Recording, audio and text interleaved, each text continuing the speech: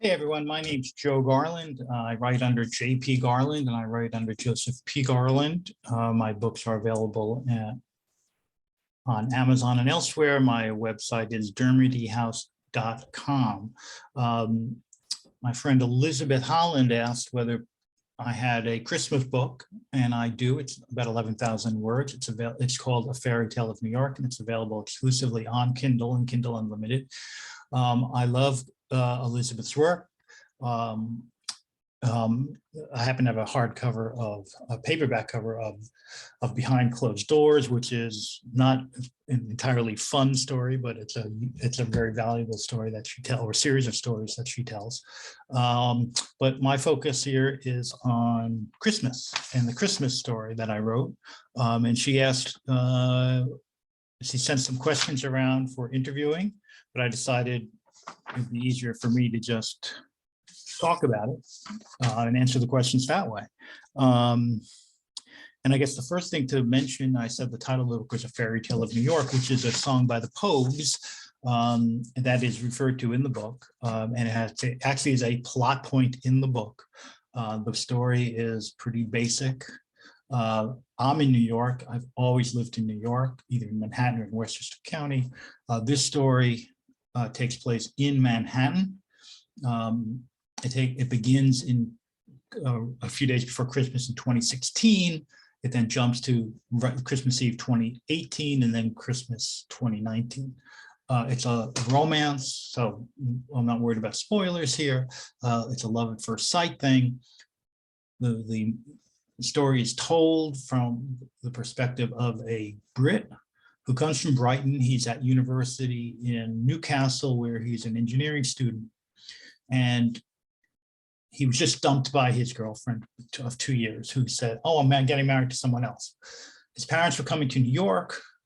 He could get a ticket. He could stay in their room. So that's what he does. And they come from JFK, and they put their bags at the hotel off 6th Avenue or Avenue of the Americas in Manhattan. And they go to the Christmas tree at Rockefeller Center, which tourists and non-tourists go to.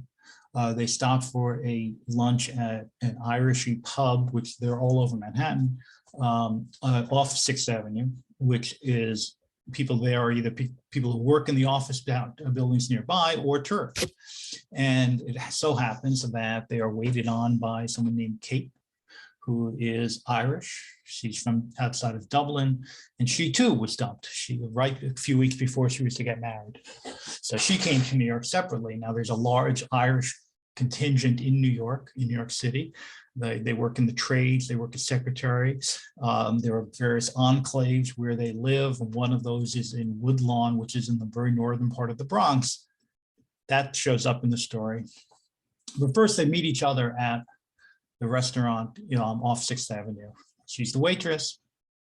She's kind of playing up being Irish with a bit of the accent and whatnot. He kind of is pissed off that she's trying to, enhance her tips with the Irish, and his parents are eating it up. And he starts sulking during the meal, but he doesn't quite understand why. And then after they leave, he decides to go back and see it. He doesn't quite know why, but it's spontaneous. And that begins with him wanting to spend as much time as he can with her. He's only in New York for about a week, through a few days after Christmas. So the next day they go ice skating in a Woolman rink, which is on the southern part of Central Park. And they go and they rent skates, and they're horrible at it. I mean, he comes from Brighton. He says, "I have no idea how to skate." But they have a great time. And I'm going to read one little excerpt from the book. It'll give you the sense of the writing and the emotions between the characters. Again, this is from his perspective. And this is right after they've skated, they've rented the skates, and now they're sitting on a bench overlooking the rink. After retrieving our shoes, we bought 2 hot chocolates from a concession near the rink and sat leaning against one another on a bench overlooking it, trying to keep warm. She said she had to be back at work in half an hour, and suddenly her hand caressed my thigh. I think she surprised herself by what her hand did, and she started to pull it away. I surprised myself by reaching and holding it there, and more by turning to her placing a light kiss on her chocolate-covered lips. It was just a moment, but it took my breath away. Suddenly, her free hand had lifted from my thigh and was pulling my head to hers and my mouth to hers. Hers was wet and open and chocolatey when it reached mine, and I opened my lips to receive hers, and I was lost on her tongue, struggling to maintain my breath. And she had to be back at work in half an hour, and anyway, I had a hotel room that I shared with my parents. I peeked and saw her eyes were closed as we kissed.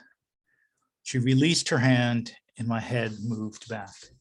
And in a sense, it's a doomed romance, of course, because she lives in New York, even though she's from Ireland, and he lives in England.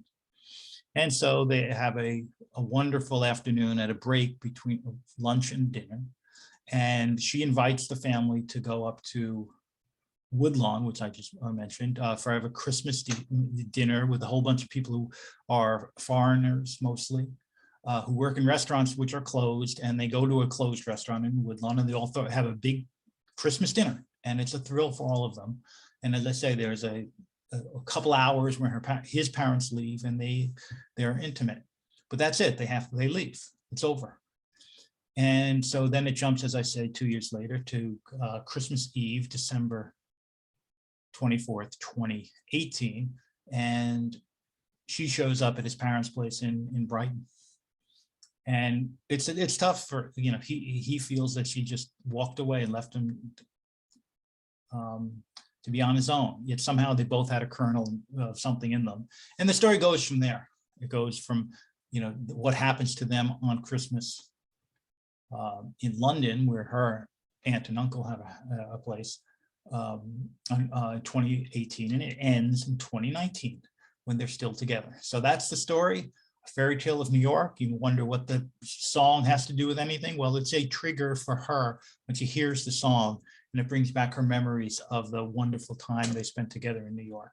And that's really the impetus for her to try to find him, to try to see if anything can still happen between the two of them.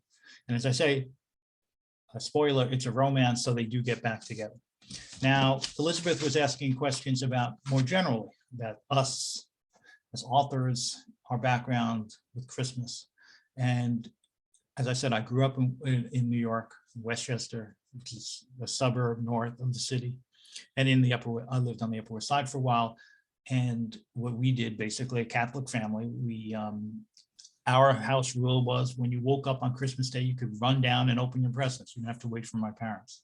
And that's pretty well what we did. We went to Mass, came home, and usually we drove out to my mother's mother, my grandmother on that side, and my mother's sister, who lived out in Bay Ridge, Brooklyn, where she was from. And so we spent Christmas out there. It was, pretty basic. Fortunately, my mother's mother was half Italian, and so we had great food out at Bay Ridge on Christmas. Would I like to have Christmas with one of my characters? I like my characters in this book and other books, and Christmas Christmas shows up in many of my books as stages along relationships. I would like to spend time with these characters. It'd be fun. He's Church of England and she's Catholic, but somehow they get along. Her parents are English. I'm sorry, his parents are English, her parents are Irish, and somehow they get along fighting about football.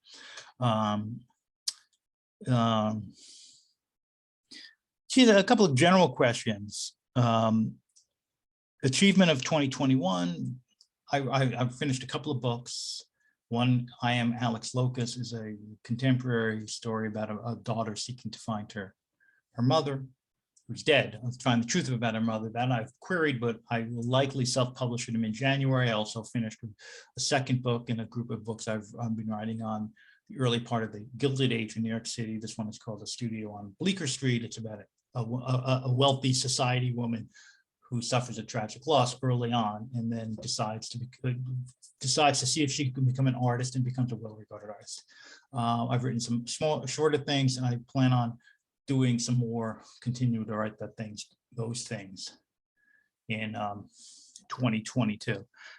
Do I have any favorite Christmas movies or Christmas books? Not particularly. I've seen many of them, but none of them jumps at me as saying, oh, every year we watch this movie. It's not like when we were growing up, every year you'd watch The Wizard of Oz, which I can't believe our parents let kids watch.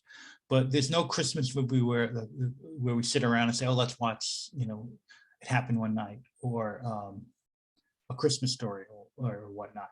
I'm not even sure if there was. It Happened One Night, whatever. The one with Jimmy Stewart and Donna Reed and the bell. And so, some general questions about how we did things Christmassy here. I said I lived in the city, and if you've ever watched When Harry Met Sally, there are scenes when they buy Christmas trees, and that's how you did things in New York City. You go down to, in my case, Columbus Avenue, and there'd be from December 1 on, there'd be these stands set up. People would come from upstate New York and elsewhere, and they'd have their Christmas trees and wreaths and whatnot, and you'd get it for whatever you got, and you drag it. You'd literally drag it home on the sidewalk, as they did in that movie When Harry Met Sally, which was also set on the Upper West Side. We always had a natural tree growing up. Until a few years ago, when we had some bug issues here in our house, and so we decided to get an artificial tree, which we were perfectly content with. It has lights on it. My wife puts the bulbs on it, and it actually looks pretty good. And we don't have to battle about it, whether it's particularly straight. We don't put tinsel on it. When I was a kid, we put a lot of tinsel on it. We put garland strands around it, but not so much. Mince pie, not a fan of mince pie. Sorry. That was one thing we'd get when we went to my grandmother's place out in Brooklyn. I never understood why, but there would be mince pies out there. That was a tradition. I don't know that anyone ate them, but it was like, we have to have a mince pie, but I don't think anyone touched them. And that's about it. Again, if you're watching this, presumably you know Elizabeth Holland's stuff, and you've enjoyed it. She has her book about Christmas in the bookshop is a very nice book. I enjoyed that one, but all of her books I enjoy, even the difficult one of Behind the Stories Collected in Behind Closed Doors. So that's it for me. Let me just do one last thing, which is to show you what the cover looks like. Here we are. It's one of my favorite covers with a photo. I don't have the photo credit in front of me, but it is in the book. And that's A Fairytale of New York. Again, my name's Joe Garland. I'll be happy to get back to anyone, and thank you for watching.